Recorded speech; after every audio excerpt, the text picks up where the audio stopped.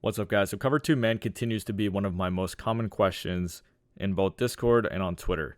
So I'm going to continue to address this because I feel like cover two man is a pretty big issue in college football, especially since you can't really get a ton of like gold takeoffs or anything in cut.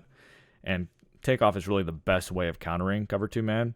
But I'm going to show you kind of like fundamental ways of attacking cover two man, really annoying your opponent to the point where he's going to have to get out of it. Okay, so this is what cover two man looks like. It's just press man to man across the board, shaded underneath and shaded inside. That is the stock shading that comes with cover two man. And then we have these two deep half safeties over the top protecting these aggressive man to man defenders. So the first way I'm going to show you of attacking this is forcing a switch. So I recommend picking a formation that has a tight end on one side and the running back on the opposite side. So this is normal Y off out of the UGA playbook. It doesn't matter what the formation is, just make sure it's a tight end across from the running back. So I'm going to put X on a comeback that hitch is useless. And then how we're going to force a switch is we're going to drag the tight end and then swing the running back to the opposite side of the field.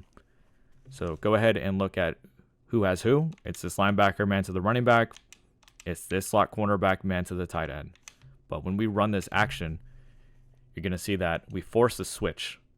And usually that's going to give us a little bit of an advantage on this drag.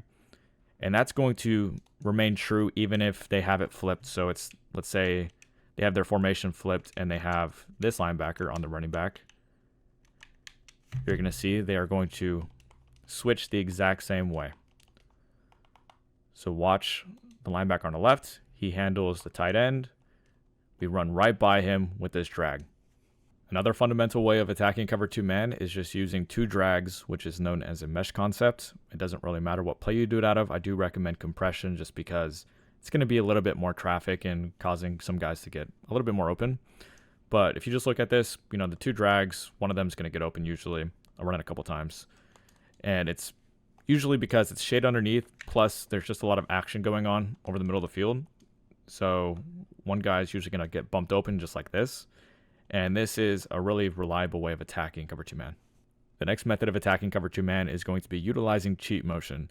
Now, the one caveat here is that college football doesn't have a ton of these plays with cheat motion. That's something I hope they add next year. But the reason cover two man is good is because of the press man animation. If the defensive back doesn't get hands on the receiver, then it's often going to be good for us. So let's have a look at what happens. You're going to see that this slot wheel gets a free release. And usually he's going to win, especially if he's fast. We'll run it one more time just to show you. Usually good things are going to happen from this cheat motion because it's shade underneath. And if he can't get hands on him, we're going to wheel right up the sideline for a big gain. And then the final method I'm going to talk about today is going to be utilizing speed outs. This is one of the best ways of attacking cover two man. It's going to annoy the piss out of your opponent. And you can do this out of a ton of different formations. I would just say I like mine to be a little bit further inside because it just gives your receiver more grass to work with. So in this case, I'm running gun Y off trips with the trips to the short side, which isn't super ideal usually, but in this case, I like it. So put your outside receiver in this case on a speed out. I like to stem him up twice with the D-pad so he becomes a 15-yard speed out. And then maybe put the tight end on a post in this case. And you're going to see what happens is we're going to break out very quickly, get that separation, and this is going to be a massive completion against cover two man. The last thing I want to mention is if you're playing a smart opponent and you keep using speed outs on him, he might shade that cornerback outside trying to take that away. So pay attention to that cornerback that's on X. Watch what happens when I shade him outside. He's going to jump to his outside shoulder, and now he's going to take away the speed out.